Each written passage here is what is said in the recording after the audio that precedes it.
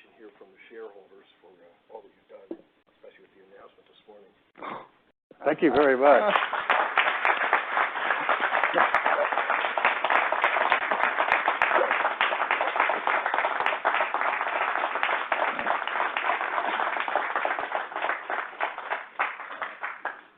That's most appreciated, Mr. X, and all the shareholders who have contributed to that.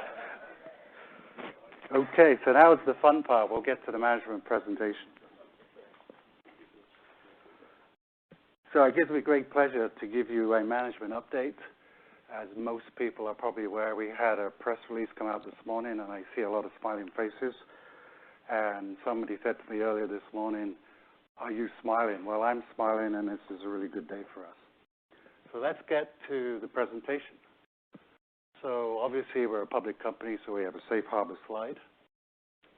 And the outline of the presentation today is what we do, some market dynamics, the market opportunity, competition and partnering, commercial strategy and activity, investor and public relations, and then I'll summarize.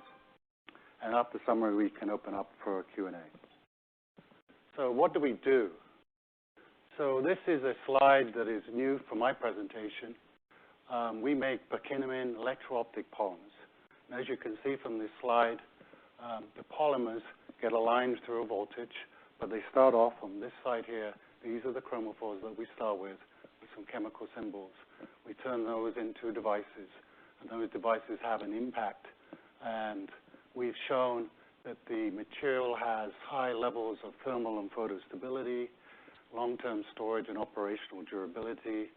We have devices that have fast performance and lower power than existing technologies. So you can see from the takeaway at the bottom of the slide, fast, stable, reliable, low power consumption, and very small in size. These are the metrics that folks are looking for with our technology. And so another very new slide for me. So what is a polymer modulator? Which is a very simple slide. Now we can see a chip here, and on the chip is a purple sort of circle here, or elliptical circle, and this is a representative of our Lightwave Logic Perkinamine chromophore, but that goes onto the chip. And in this chip, you have an optical signal in, an electrical signal in with data. You mix the two together, and you get a signal out that's optical that provides the information. So it's a chip that actually provides optical information.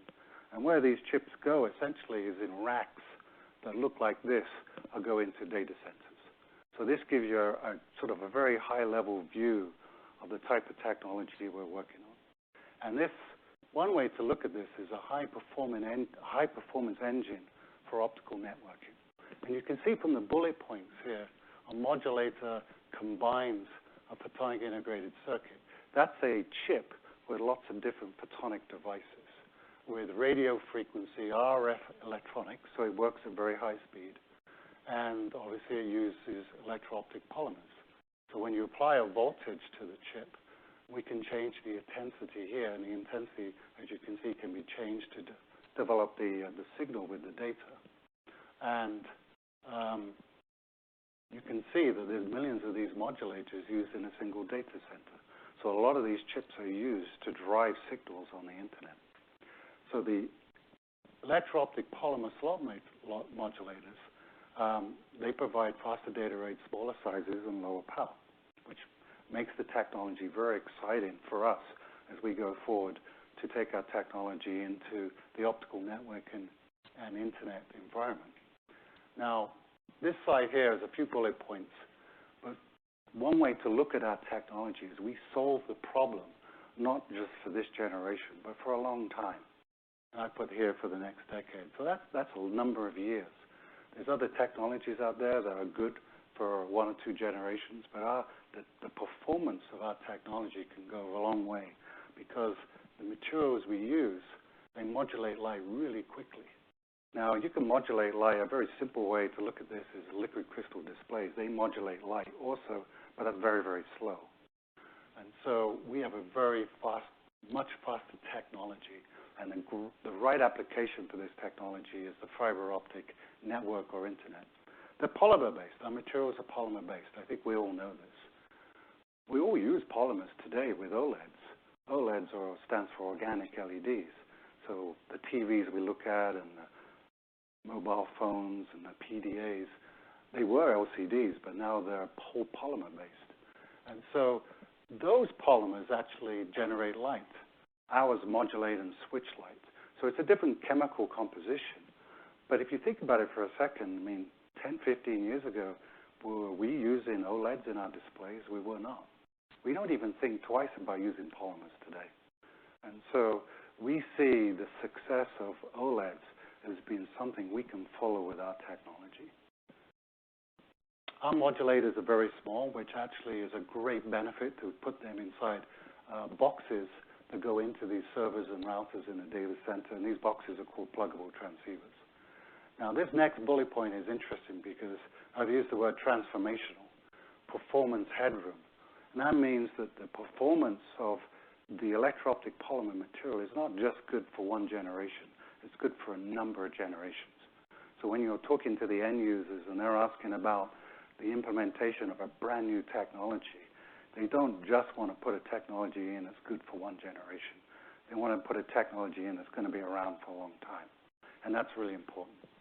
And then lastly here, we can integrate our devices with other devices onto silicon photonics. And that's really important because these pluggable transceiver boxes are actually quite small. And to shoehorn lots of different components in a small box means you have to integrate them. Now, we did this, not ourselves, but the industry in electronics did this 60 years ago with ICs, integrated circuits. We put a lot of transistors on a chip because then it's a smaller size and lower power. The same sort of effect is happening in our industry in photonics. So the takeaway, polymer technology extends speeds, reduces power consumption, and not just for this generation, for a long, long time. So I think there's a few investors in here that were before my time. And so back in 2017, which is when I gave my first talk, we had unique chemistry. And this is one of the things that attracted me to the company. But at that time, few believed in polymers. I mean, everybody sort of knew polymer modulators had some potential. But the industry really wasn't that interested. And that was 2017. But if we fast forward to today, we do have unique in chemistry, and we improved the performance of our materials incredibly over the last 5 to 6 years. Many now believe in polymers. In 2017, it was a case of, we have this great technology, are you interested? Now it's very different. Polymer modulators have huge potential for optical networking and the internet in general. And the last point, which makes me really excited, is the industry is now very interested in our technology. And so we've come a long way in like the last 5 or 6 years. And this is really exciting. And so let's have a look at the market dynamics and potential. And so this looks like a complicated slide. It's not really about pyramids, but it's about what are the big drivers for this type of technology. Well, at the top there, some of the, oops, go back. There we go. At the top there, we can see a modulated chip. Next generation components will require really high-speed modulators. And then the next line down will necessitate next generation switches, racks, and transceivers. That's at the very highest level. But what are the real drivers, the macro drivers that really go underneath that? Well, you can see here, switch density. This is a big issue in data centers. Artificial intelligence computing, I mean, has become a topical subject over the last 2 or 3 months. And energy usage. And so the takeaways from these are the need for space, the need for speed, and the need for green, the need for lower power. And the end users need to seek an optical balance to make sure these drivers will drive the next generation system and subassemblies for using these components. And we see polymer modulators as a key component, a key enabler for the end users to achieve these types of macro criteria. And this is really exciting because what we're seeing here is that these are problems these large companies are having. And we have a technology to really address that. And so this graph on the left, just focus on this one. I hope you can see some of the writing at the back. This graph says the time it took to get to 1 million users. Now, the top one there is Netflix, and it took 3.5 years for Netflix to get to 1 million users. The one at the bottom, which I've outlined, ChatGPT, it took 5 days. I mean, it just got caught on like wildfire, right? And we've all heard both positive and negative things about artificial intelligence. It's not my job to comment on that, but the observation from the Lightwave standpoint is, wow, when you see something like this taking off in less than a week, it has an impact on this graph here. This is computing power in artificial intelligence systems. And so what this graph is showing is from 1960, 1970, 1890, 2000, they call this the first era, and then you've got a modern era. When you start getting to 2020, look at the slope of this curve. And this vertical is computing power. Now, it's measured in petaflops, and so I'm not sure we all understand what a petaflop is, but the way I look at this is if you think about the internet as the U.S. highway system, and you've got all these freeways with a number of lanes. The computing is basically the intersections. And so what this is telling us is that the intersections need to have 3, 4, 5, 6 lanes. Because if you're in LA, or in New York, it's the intersections that clog up first, because they've got to get the traffic to the right destination. And so the computing power is actually doubling every 2 to 4 months. It used to be every 2 to 4 years. And so this is providing an interesting situation. The traffic and computing power is driving power consumption in data centers. The next slide I've showed before, but I'm going to put it up again because it's pertinent. This creates an incredible Achilles heel for the end users. And what do I mean by Achilles heel? Well, look, the power consumed is going through the roof. And it's on a trajectory that it doesn't make a lot of sense. You can't sustain that. The traffic, which is the data that gets sent down the internet, used to be because we had dial-up modems, and then 15 years ago it's because we were using lots of video, and video was consuming a lot of traffic. And it still is a lot, but in the last year, that video has been supplanted by artificial intelligence computational power. And so now we're seeing a trend of using even more. And so this traffic and this power is a huge problem for folks who run data centers, as you can see here. This is a major challenge for those guys and the service providers.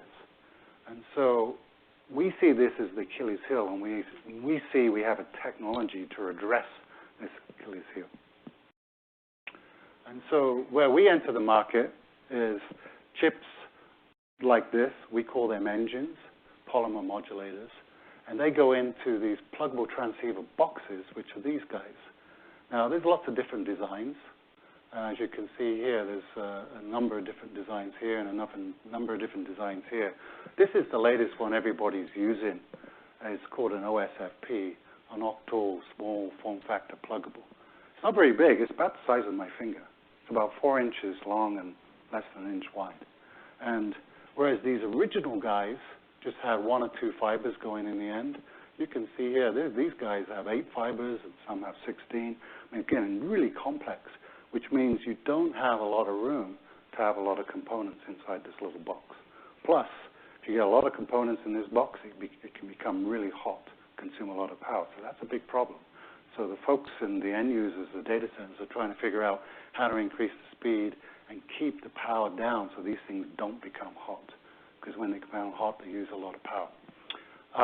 So this is where we enter the market. And if you take the market just looking at 2 types of these transceivers, there's the 800G and the 1600G, or some people call it a 1.6 terabit transceiver. These are the ones that the folks are looking at today to deal with a lot of the increases in artificial intelligence, because the data center guys need to have boxes, transceivers, that deal with this extra traffic. Now, this is a complicated slide. So the one at the top is the 800, and the one at the bottom is the 1600. Now, these are graphs that came from Arista. So this is not our data, but we're just showing you what their data is. They're suggesting that with a 5-nanometer DSP working at 100G, that's the sort of power consumption they're looking at, 15 picojoules per bit. And they did some testing with one of the competitive modulator technologies, that's thin-film lithium niobate, which is listed here, and that got it down to 12. And they've been innovating to try and get rid of the DSP chip, and they're suggesting that they could get it down to 8 or 6. We know with our technology, we're on this red type of curve. That's exciting. So we know we can provide value to these guys in the 800G pluggable optics market, as well as the 1600. Our goal is not only to go fast, but to reduce the power. In the 1600, they're suggesting that the DSP is 3 nanometers and 200G, and if they get rid of that, they might be able to get to 5. We know we can beat these numbers. This is really exciting. And so if you look at the words on the left-hand side, power efficiency is key. And so we expect to see a rapid adoption of this type of technology over the next 24, 36 months. And we will have to be mindful of any corresponding customer power requirements. Each customer has their own power requirements, of course, but in general, the takeaway from this slide is that polymers fit this profile really nicely. And so this is another Arista slide, and I've sort of modified it a little bit. And they plotted a roadmap of using these transceivers. So 400G, 800G, I've just talked about 1.6 terabit or 1600G, and they're even thinking about the next generation, which is 3.2. And when we look at this, we go, wow, this is where the competition is today. Everybody's thinking about this type of box here. This is what everybody's trying to prototype right now. We have a technology that takes us all the way up to here, and this is really exciting. And so the way you work out these transceivers, this is 16 channels at 100 gigabits, so you can get 1600. This box here is 8 by 200, 16 by 200. I mean, I put question marks here because I don't know what the industry really wants, but what I do know is that technology is aligned and can fit that performance profile, and that's very exciting. So the market. I'm going to give you some market numbers, but before I do that, I just want to give some definitions. This is for our first application of our electro-optic polymers. And so in orange, is the total of addressable market. Folks in the industry call it the TAM. And then in this yellowy, olive yellow color, we got the SAM, which is the serviceable addressable market. How big is the market we can reach? The orange is the total size of the market. And the yellow is what in the marketing world called a serviceable obtainable market, what you can actually obtain with your available resources. And as you build your available resources and you become better at scaling, this yellow becomes the same size as this darker yellow. So to begin with, you start with this size, but your obtainable market will increase once you get more mature in the marketplace. So for the first applications, you just look at 2 transceivers, the 800 and the 1600, the ones I just showed you before, and you look out to 2035, and these are the units that the forecasting. This is light counting, which is probably one of the most reputable market research companies that do this work. They're predicting 40 million units of 1.6 terabit by 2035, and over 70 million units of the 800G. So nice growing market, but just 2 transceivers, and there's plenty of transceivers out there. It doesn't even include telecom. So we haven't even included telecom. We haven't even included non-fiber optic markets. This is just 2 types of transceivers. All right. So the SAM, which is the graph on the upper right, you can see by 2030, so this is even 5 years closer. 5 years closer, if you total the 800G and the 1.6T market, this is about 10 million units. And the assumptions we made when we put this together for the 800G, that's about 15% of the TAM. So that's, you've taken quite a bit of haircut. So it's much smaller than the total available market. And in the 1600, we've actually assumed 25% because our technology is more suitable for the higher speeds because we know our competition can't compete. So we expect a slightly bigger share as you go to the faster speeds. And so when you fold that down into your obtainable market, 20% of that SAM is about 1.6 million units for the 1.6 terabit and 1.4 million units for the 800G. So you total it up, 2030, that's 3 million units. That is a huge opportunity just on two types of transceivers. And I haven't even talked about other markets.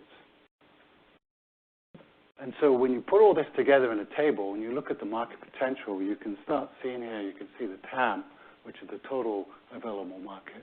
And so the numbers come down to about 3 million units, as I just indicated. And so even without the other markets that we've included in this calculation, this is a substantial business opportunity. And this is a reflection of the combined effect of positive demand for higher traffic and lower power consumption drivers. And this is really exciting. So competition. Everybody knows we're not the only technology that makes high-speed modulators on the marketplace. So I've updated this table. And you can see it's quite a complex table. There's a lot of data here, so I'm sure some of you will look at this afterwards and ask me questions. But I've really just highlighted a couple of things here. One is there are other technologies. There's barium titanate. Some people call it BTO. There's thin-film lithium niobate. Lithium niobate was the original incumbent that Fred here really innovated with 25 years ago. There's indium phosphide and there's silicon. So we've all heard of these different technologies. But one of the things that's really exciting about our technology, not only has it got high performance, it's actually really small. And really small counts for a lot. And so when I go to the next, you can see here in this rating here, the relative size footprint, one is best.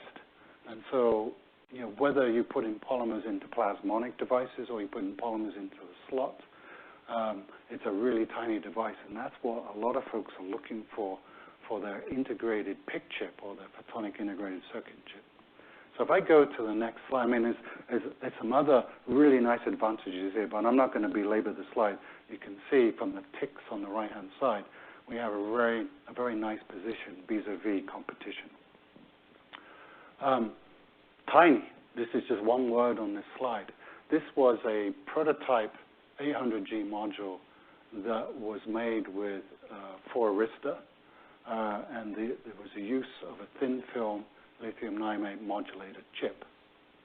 And I've shown this slide before, so some of you have seen this slide before, right? So the size of this chip, with just 8 modulators, is 9 millimeters by 15 millimeters. That's a huge space in a transceiver box. And there's been other thin-film modulator chips I've seen a lot bigger than this. But when you look at what we can do on this slide here, let's see if I get that in. And so this is 8 of our modulators in 1 millimeters by 9 millimeters. And so that means there's a lot of real estate left for other things, for other electronics. So you're not really taxing the designer of the transceiver with the space issue. And so it's over 10x more capacity than competition. And so this is just a 1 by 9. You can't really see a lot of detail there. But this is the first time we've shown a 1 by 4 PIC chip. So this is 4 modulators on one chip. Right? So you can see here the signals come in here. Here's the 4 modulators. And this is the output. And you can see a lot of the tracks and things. But the interesting thing is this is 1 millimeter by 3 millimeters. This is really tiny. And so we're showing you a PIC chip. This is a 4-channel polymer PIC layout. We've got Mach Zehnder interferometers on this. We've got fiber arrays on east and west with edge couplers. And this is designed for very high frequency operation electronically as well. And so this just gives everybody an idea. It's not just single modulated chips now. We're designing PIC chips, photonic integrated circuit chips. So, partnering. This is a new slide I put together for this meeting. And competitive polymer positioning vis-a-vis on the vertical axis is silicon foundry compatibility. And the horizontal axis is a figure of merit. And so the figure of merit is what the end users are really looking for is low voltage, low power consumption, high bandwidth, high speed, and really small size. So if you multiply all these things together, then I guess you have a figure of merit. Now, the interesting thing here is silicon foundry compatibility. Well, we know silicon modulators, they have really nice compatibility with foundries because they're silicon. And so that's easy, right? So we know silicon photonics and even the ring resonators have really high foundry compatibility. But when you start talking about lithium niobate and barium titanate, it's really difficult to have these technologies in the silicon foundry. There are folks working on it today, but this is not obvious. This is difficult to implement into big silicon foundries. And then you've got indium phosphide, which actually uses its own foundry, right, because they have indium phosphide foundries. Some people are trying to get indium phosphide into silicon foundries, but it's difficult. And so, you know, from our standpoint, you know, it's sort of mid-range, but in the low part of this. If you look where we are positioned, electro-optic polymers, we have great silicon foundry compatibility.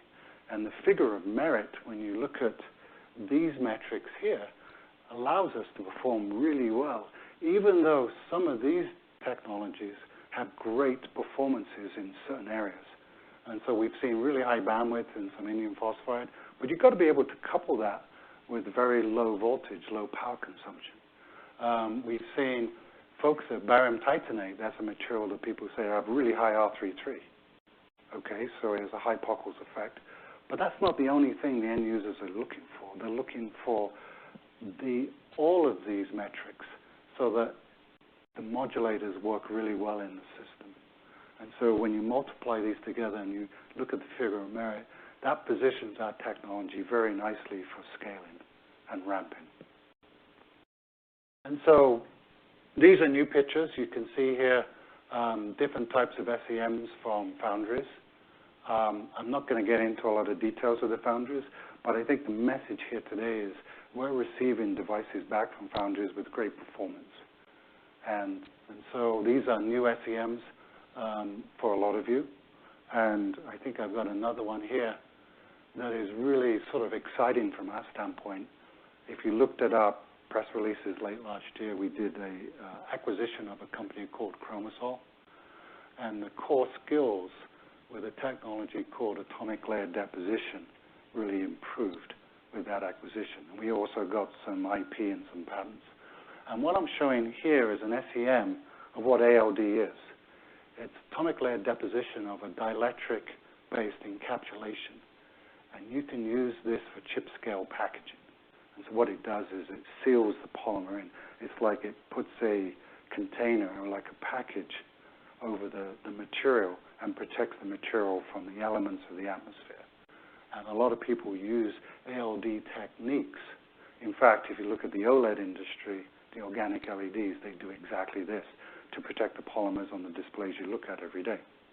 And so we've taken this technology, we've worked it in terms of low temperature performance. This is an FIB analysis of what it looks like. And you can see here, there's 130 nanometers, it's very clean, it's a lovely barrier, and we're doing some really nice work here. And it's a clean, high-quality interface. So this is some of the work we've done since we did the Chromosol acquisition, and this is really exciting. Polymer stability, and this is not meant to be a technical talk, because I don't expect everybody to be super technical PhDs in the audience. But one of the things the end users ask us is so what is the reliability and the stability of this material? And you know, we've hired Marwan here as Director of Reliability, and he's putting together a first-class reliability team to make sure we not only have 2 of these graphs, but a lot more of these graphs, because this is what the end users want to see. Now, the top one just shows you thermal stability. There's 400 hours, but you can see here the change in V pi is minimal. And this is the stress at 85 degrees. This is a thermal stability test. And you can see the results are looking really nice. Now, obviously, we're going to keep these in the oven and keep this going. In terms of photostability, I just wanted to show there was a whole bunch of questions. Have you done more than 5,000 hours? This is running about 9,000 hours. And so with pretty good optical intensity at 1550. And so we're getting some really nice performance here over the long term. And this is going to increase this year, and it's going to increase next year.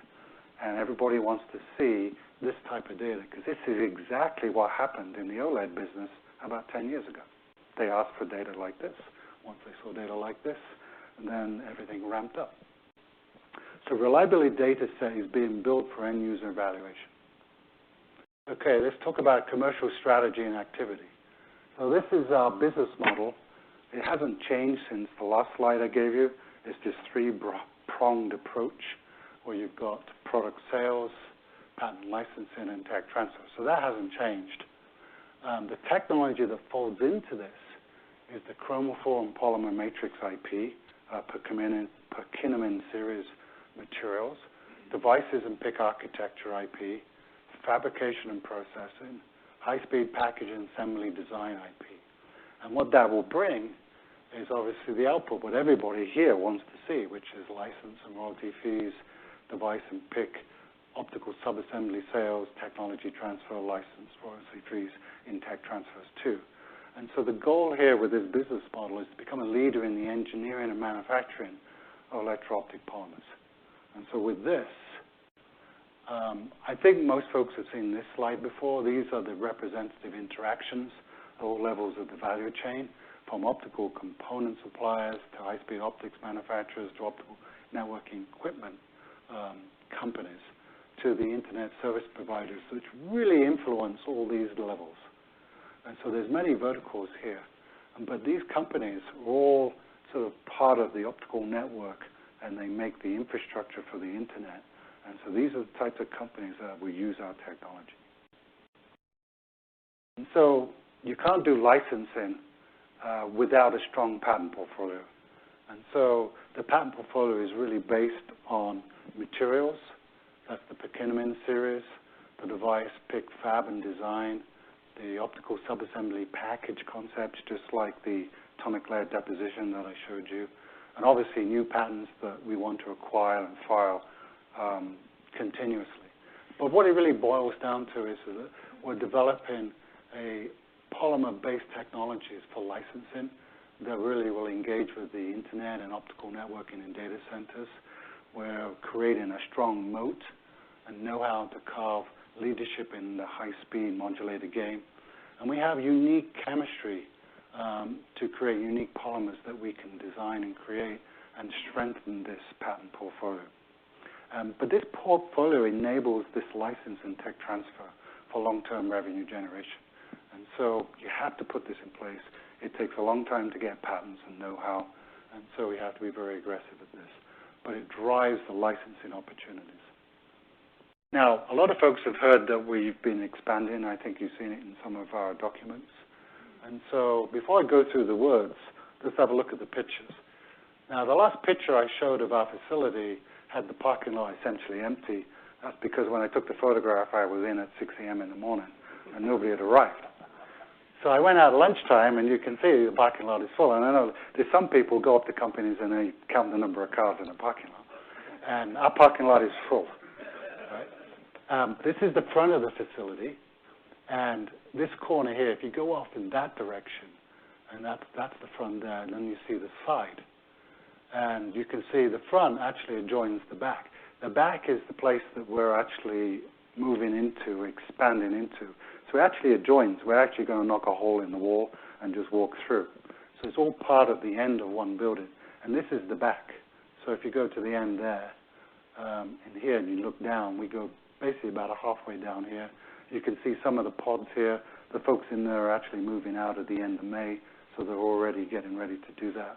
It's going to take us about a couple of months to refit it a little bit, but it's pretty much set up. And so probably around about July, August, we'll be moving in. And some of the things that we're going to be doing, now remember this is about 10,000 square feet. And this is adjoining, so we're going to be a single unit, which is really exciting. It's about a 72% increase in the current space. But this is what it's going to be used for: production device test and evaluation, production reliability, laser characterization, SEM analysis, and a big area of expansion of our chemical synthesis production line. So that's really super exciting. And obviously there's going to be some offices and meeting space for the new staff. But look what's happened in the last 6, 7 months. Maybe it's 8 months. I mean, we have had 11 recent hires. And this is exciting times for us. So we're really building the team to create a world-class team to service our technology to the end users. And so we see that we have the team and the production facilities to make this technology, and I'll use this word like I did last year, ubiquitous. And that's really one of the key reasons why we're really excited here. So a growth funnel.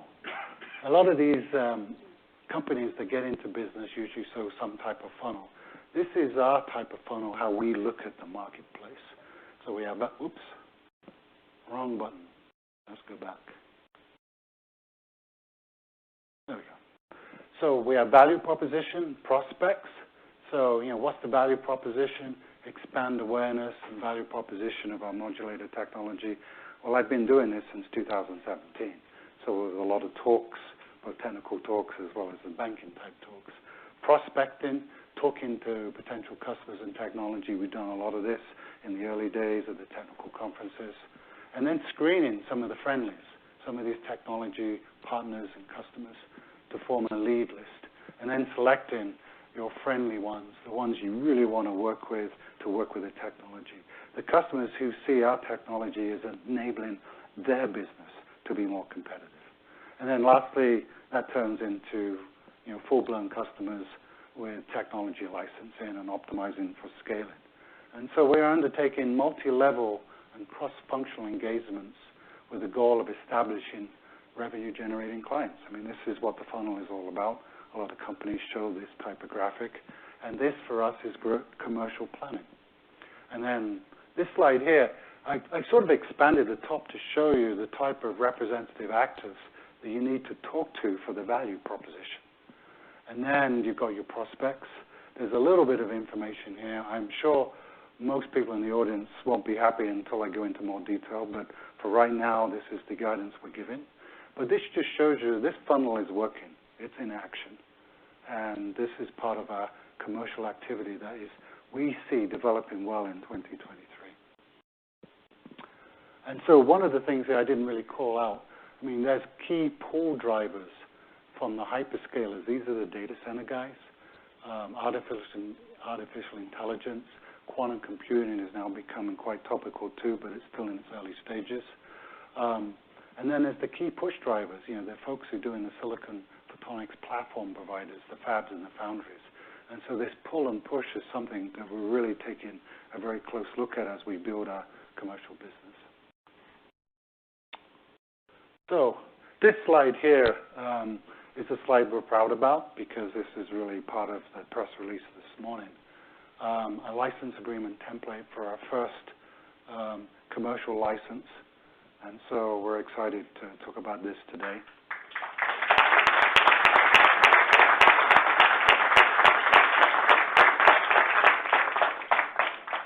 Thank you. I don't think I'll be able to answer all the questions you have on this, but I'll do my best. But what we have done is, given what this is, what does this consist of, and why is this important to us? I mean, this is our first commercial market acceptance. That's really what it means. I mean, I know you may have a lot of questions about, what's the royalty and what's the revenue coming in.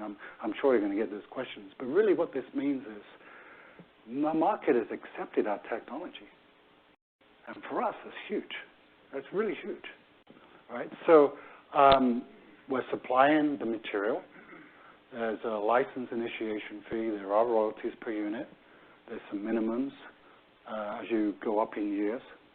And there's some minimum sales volumes. So I haven't gone into any of the details, but certainly, we've been talking to a number of folks, and one crossed the finish line, and that's what the PR was this morning. So in doing some of this activity, you've got to put a data sheet together. So this is just one representative data sheet of the Perkinamine Series 2 material. There's other data sheets, but I just wanted to put one up for representation. Now, I don't expect anybody to read the words at the back of the room or even at the front of the room. But the reason I put this up is that this is a commercial data sheet. This is what you send out to customers and when you want to talk to them about the materials. So there's high activity, high stability chromophores now in what we call limited availability. And some of the specs are shown in this table. And I'm not going to go through the details, but I'm sure you will a little bit later. And so going to the next one is, what's the commercial plan that's behind this data sheet? And so you can see here, perkinamine is the 2 series, the 3 series, the 5 series, and then our team is working on the 6 series. And that's not ready yet, it's still in development. But in terms of licensing, these are the materials we expect to see licensing both this year and next year. So for us, this is really exciting. And we want to increase the commercial acceptance of our technology. That's really, I mean, when you think about what happened to the OLED business and the folks who did the OLED displays, they also wanted commercial acceptance. And when I worked on the technologies in the 90s, I mean, blue and green only last a couple of hours. And I gave up on it, and I went off into semiconductors. But, the folks in that area worked really hard, and they sorted all the problems out. And now we use it, and we don't even think about it. So that's our material roadmap. And so third-party verification is always really important when you go talk to the end users, because they ask you as a company what the performance is, but they also want to see if other people can use our materials and also get good performance. And so this is a bit of a word chart. I don't expect anybody to read any of this stuff because it's super technical. But the point is, I mean, there's the references at the bottom if you want to go look up the papers. But these are a bunch of companies. There's Solorix, there's Polariton, there's KIT, there's a couple of others here, the ETH Zurich, which is a university. But they've combined and used our material and produced world-class results, in fact, world record results. And that's something we should be proud of. And so our EO polymer used in different device designs, in silicon slots, in plasmonic slots, in plasmonic ring resonators, all have produced world-class results that have been shown at industry conferences, the OFC, the ECOC conference. This is pretty exciting. This is really good third-party review. And so some of the market reactions we hear at some of these conferences, as well as talking to some of the end users, I don't know if I want to go through every one of these, but certainly we fill the industry gap. We reduce the power consumption. These folks here, we want to get on the list for a prototype. We want to run live traffic. Folks just come up to me and ask these things now. This is not pushing our technology like I was trying to do in 2017. These are folks who are realizing we have something that's really exciting. And what do I got here? Our investment, look at this one here. At our foundry, we are worried about the investment into thin-film lithium niobate. That's one of our competitors. It may only be for one generation. With polymers, our investment will be worthwhile and better ROI. This is one foundry feedback. And so they see our technology going further in terms of generations towards the end of the decade. And that's really exciting for these types of folks. They like the fact that, you can put on our polymers quite easily. The hybrid PICs is a term that we've coined to show you can put polymers with silicon photonics to get the best performance. Using foundries make really good business sense. We hear that a lot. We do see the request for more reliability. And we're not going to be secret about this. I call it a reliability data set. And that's what we're working on right now. Folks want to see more reliability results, and we're doing that. And there's other opportunities like LiDAR and sensing, too. But the feedback has been strong and constructive, and that's exciting. So in terms of investor relations, we work with the MZ Group. And so this is the data for the last 12 months. So we can see that, last 12 months, since I had the last year's annual shareholder meeting. And so we've had 10 investor conferences, both in person and virtual, 26 press releases. I don't think it includes the one this morning. Plus 146% 30-day average volume. I know the volume today has been really nice. It's probably over 3 million now. 81 buy-side and sell-side meetings. So we've been engaged a lot with the financial community. But look at this one. I mean, plus 154% increase in institutional ownership. That's really good. That's really exciting. That's just showing you that we're becoming on the radar, not just of the tech companies, but of the financial industry. And I think most people know we've been added to the Russell 2000. So there's been an extremely active cadence of meetings with institutional investors, research analysts, et cetera. And so that's been pretty exciting. And then in terms of public relations, for the last 12 months, This is the data that MZ Group will put together. 60 unique media opportunities. They believe we've reached an audience of over 80 million. That can expand to a much higher number depending on how you want to look at it. But that means we're reaching a lot of people.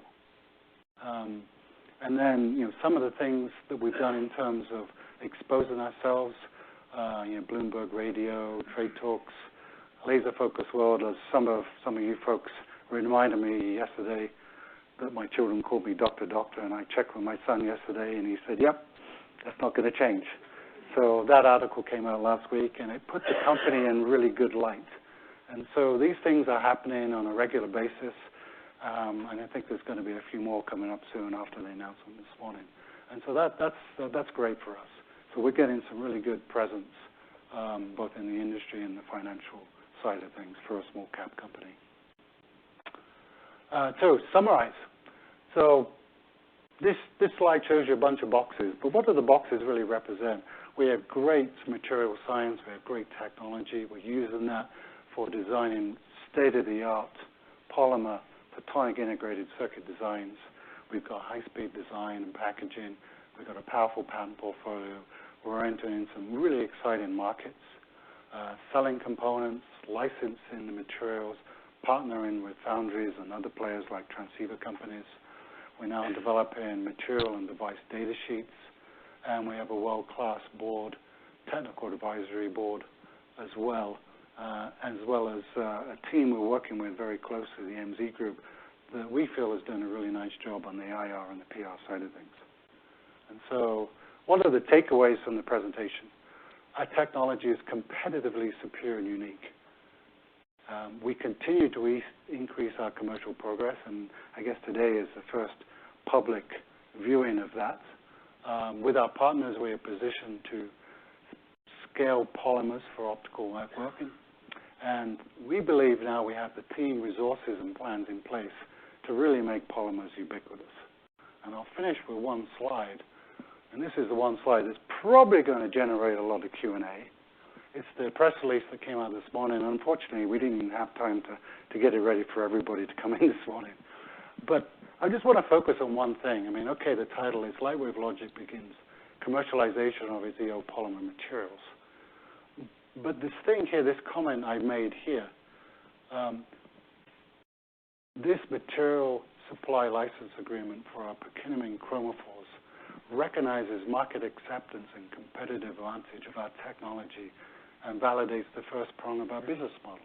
It's that validation, the acceptance in the marketplace that is making myself and the team, which I think has done an incredible job to bring us to this point. It's not all my work. The team has done a great job of bringing the technology to a commercial data point, and that's all summed up in this press release as of this morning. And I think that's it. Thank you.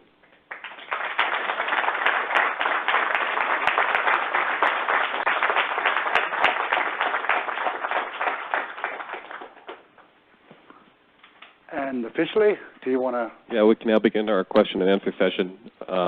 So I would ask everyone to limit their question to one per person so we can make sure we get everyone. But yeah, feel free to get started. So any questions? Don't all ask at once. I'll go first. Okay, go ahead. So, Doctor, the slide talking about serviceable, obtainable market share, it said by 2030 and then 2035 is where mass commercialization would most likely be taking place. Is that the proper way to interpret that slide from a timing perspective? No. That is a market slide that we did not produce. So it's not a slide. I mean, that data is produced by Light Counting, and it's what Light Counting sees as the market. Where is it? Yeah. That one. Yeah, this one. So basically what this slide says, this company, Light Counting, they do the market analysis of this market. And they talk to all the usual suspects, the data center companies, the transceiver companies. And what they're forecasting is by 2030, the serviceable available market is going to be about 10 million units of these transceivers. What they're really saying is when they counted it all up, it's going to be about 110 million units.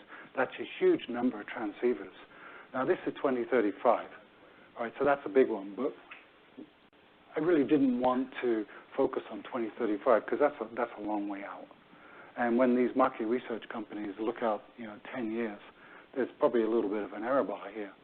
But the point is their forecast for 2030, which is about here, is probably much more reasonable, much more accurate. And so when I look at this graph, the 10 million units is probably a pretty good forecast of what the market needs in terms of the transceivers. This is the market we know we can get into with our polymers. Can you go one more slide over? Yeah. More to my question, 2030. Yeah. In this category, is that when we really forecast it's going to be 7 years before the numbers? No, that just shows you the size of the market in 2030. I mean, this year just shows you how they see this market building. So they see in 2025 there's going to be about,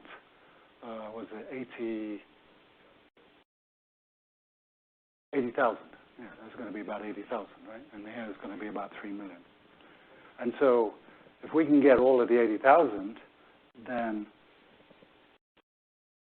we've attained our obtainable market. We may get more than 80,000, and then we'll be going into this market. That just gives you, this is our view of what we think is obtainable given our resources. That could change. As we scale up and we get more confident in volume scaling, it's going to move more towards this job. Yeah, there's another question. In relation to the same data slide that you're talking to, so in terms of like 2025 with 80,000 units, if we got them all, that would be great. But are we talking Lightwave Logic devices inside of those units? So how many modulators would be? I mean, you're saying you have 120 modulators in one transceiver, potentially. I mean, obviously that's not for the first ones, but you know what I'm saying? So can you give us some indication as to... This will be the PIC chip.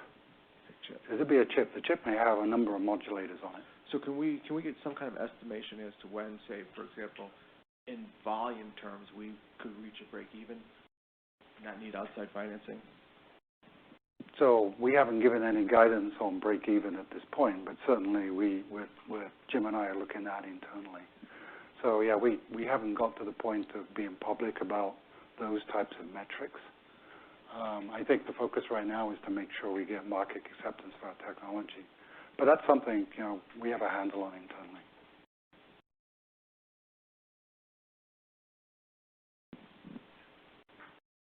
Thank you, and great job, Lightwave. So talking about that 80,000, and I know you got to be careful with this one.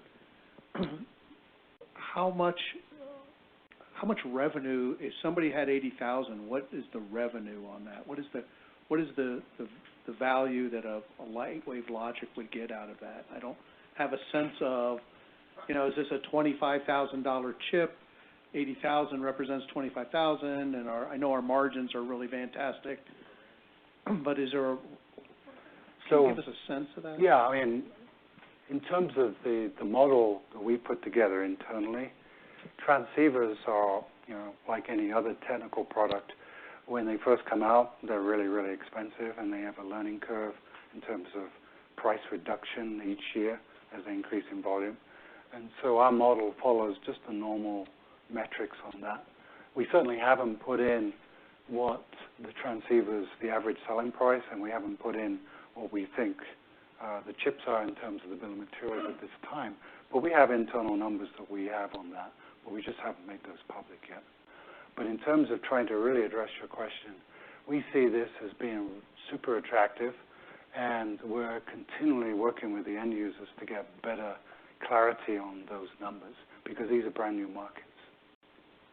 And so if you look backwards, you'll see some certain trends.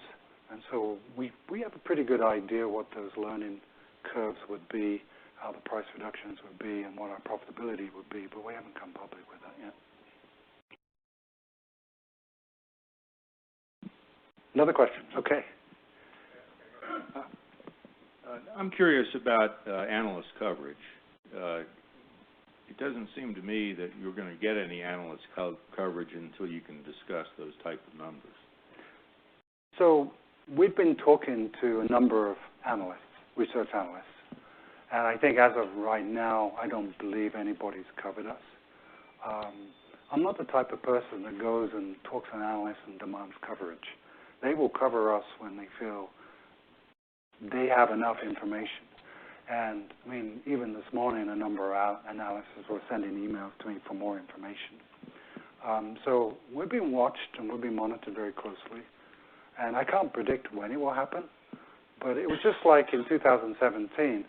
I stood up here and somebody said, so when are we going to go to the NASDAQ? And I said, if I remember correctly, I said, well, we want to go organically when we're ready. We don't want to do a reverse split or anything like that. And it took us about 3.5, 4 years to do that. And we will get research analyst coverage. I just can't tell you exactly when. But what I can say is that there's at least a half dozen people watching us really closely that I'm personally interacting with. And so it may happen, but the focus for us is commercial progress. And as long as we're making good commercial progress, the coverage will happen. But I believe as of today, I don't believe there's any. All right, just two questions. Now, there's been a growing volume of shorts against the company. It's ranging between 20 and 21 million shares that we know of. Is there any investigation into illegal naked short selling activities? So we are aware of that situation, and internally, we've certainly been reviewing that with counsel, but that's really all we can say at this point.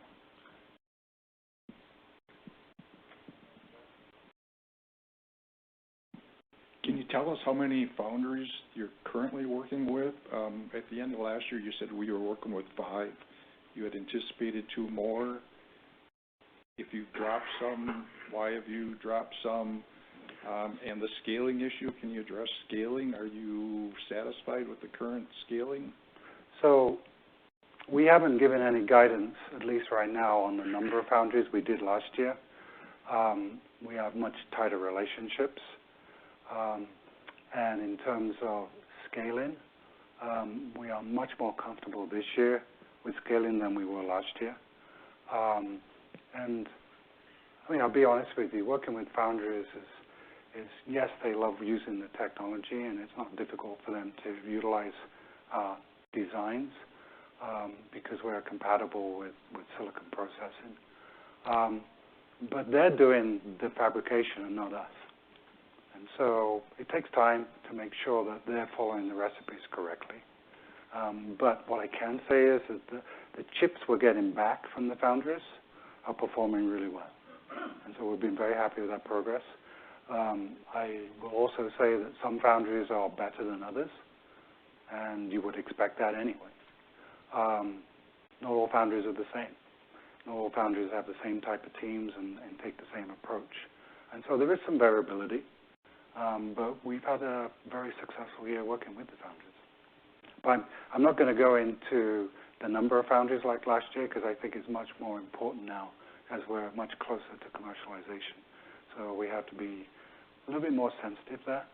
But if I can, I will give some public guidance when it's appropriate. Yeah.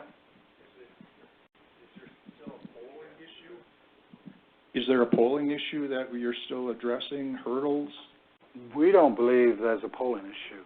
I know there's a lot of discussion about polling by investors and folks in the community, but we don't see it as an issue.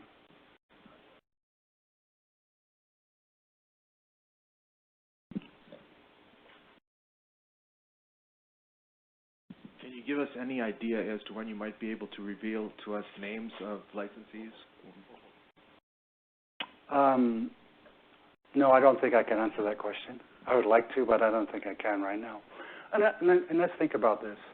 You know, this is our first material supply license. The impact of this is commercial market acceptance. That's really the impact.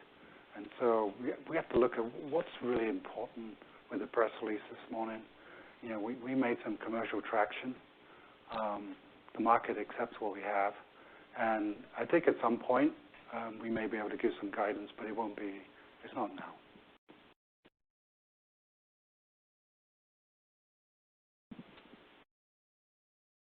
So one of the things that the long-term shareholders, we look at every word.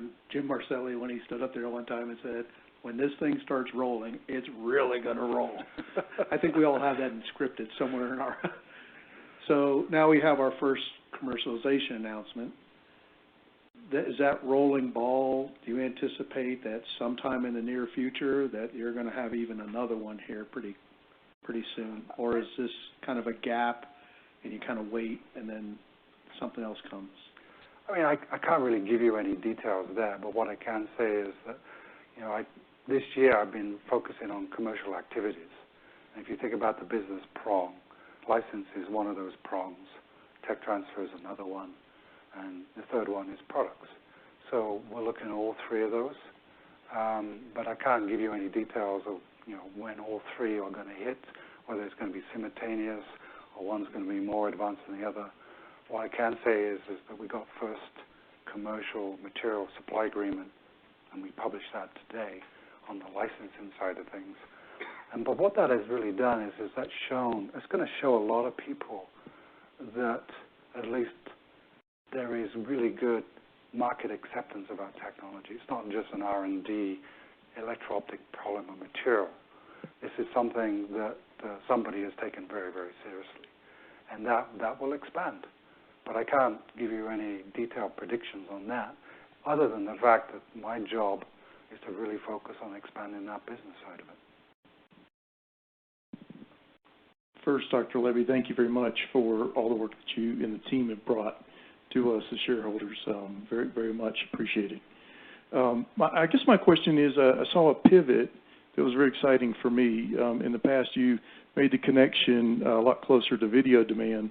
And then when you started reflecting more on artificial intelligence and the demand that is increasing, doubling every 2 to 4 months, I want to make sure I heard that right. Mm-hmm. Do you see us being connected more in the future in that very hot sector with artificial intelligence? So and I guess my second one is following up. We didn't talk any about today, and I understand this, about the connections with supercomputing and perkinamine 5. So I just wondered if you'd reflect on our connections with some of those sectors going forward. So I think the way I've answered this question before in terms of artificial intelligence is we're not directly connected, we're indirectly connected. And so our technology is not going to affect the processing computational power of, you know, microprocessors or GPUs, because they're all electronics and they're all transistors. But what it is going to do is, because those chips are going to be bigger and they're going to generate more computational processing actions, if you like, that's going to generate more traffic. And the more traffic means that the data that goes through the fiber optics is going to fill up. So instead of having, you know, 6 freeway lanes full, you're going to have 10 freeway lanes full. So we see the effect of artificial intelligence indirectly really benefiting us, because the traffic's going to increase. So the traffic that's going to go in and out of the data centers is going to increase because of artificial intelligence. And so, yeah, our technology is not going to go into a microprocessor IC, but it's going to go in front of the laser that sends the light down the fiber optic, and if there's more traffic needs to be driven, we're going to get that benefit. And I also see that a little bit in supercomputing, but I think the big one is to watch how artificial intelligence really takes off. Now, as we all know, there's positives and negatives about that, and even the government's talking about it. But the interesting thing from our standpoint is people have gone crazy. This is really exciting. I mean, everybody's like logging in and, you know, trying to generate, you know, paragraphs or letters a quarter the size by using keywords. I mean, so we haven't really explored that effect yet. It's only really started. But what we do know is that, you know, the Microsofts of this world and the Googles and the Amazons are investing billions of dollars to upgrade their data centers and their networks to support it. And that's great for us. One other question on the presentation. You didn't really cover anything as far as the goals and, previous goals and forward goals for next year. And one thing that comes to mind is the tech transfer agreement. Can you tell us what is left to finalize a PDK and get a tech transfer agreement? You had spoken about joint PRs at some point. Can you give us some indication as to where we stand and what might be needed still in order to get a finalization of a PDK and what goals we might have for next year? So last year and the year before, I gave yearly goals. And I think that's okay if you're pre-commercial. But, what we gave here is, we gave more of a licensing roadmap. I mean, that's more sort of what you would expect from a commercial company. And so doing yearly goals, I think, should step aside to, real commercial goals. I think that's what we really should be looking forward to do. We've made really good progress with our PDKs. We haven't given too much in terms of detailed guidance, but we're very happy with our relationship with the foundries. And so that's progressing very well. And so we will give more information as we feel comfortable with that, but that's progressing. I mean, like I gave an earlier answer, I'm not going to get into too much detail, but you're right in that observation, and that's something we are aware of. Yeah. Do you anticipate?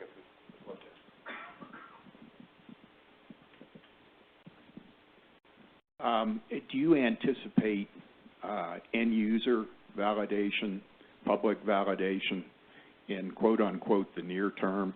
I mean, you've announced the partnership here, but it seems to me that the market might be looking for, one of the large end user clients to validate the technology.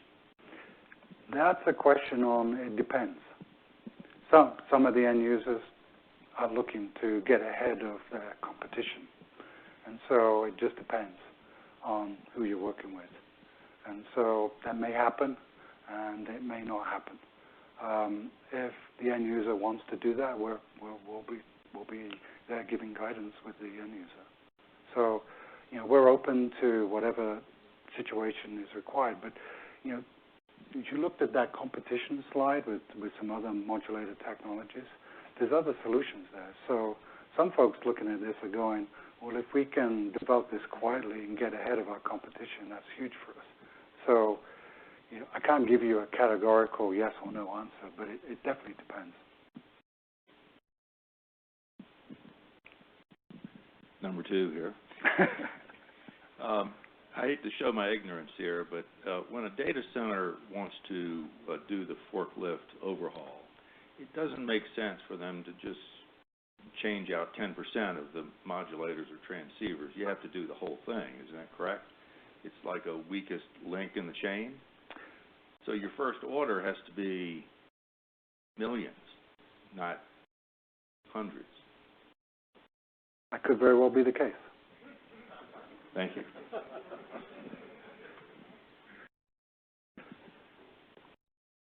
For any shareholders who have already asked questions, management will be around to take them afterwards, but is there anyone who has not yet asked a question who would like to?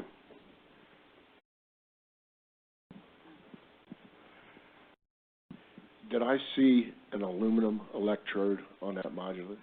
You did. So You spotted that very well. that's good. And that's gold was an issue, right? I mean, we've used both gold and aluminum, but as you're aware, when you work with different foundries, you have to become competent with not just one metal. But yeah, well spotted.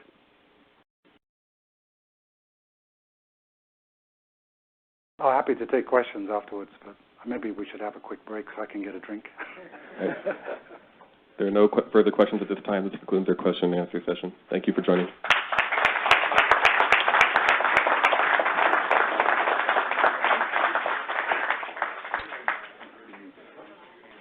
Thank you.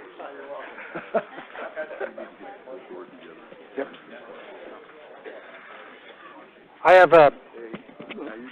I don't want to bother you this morning.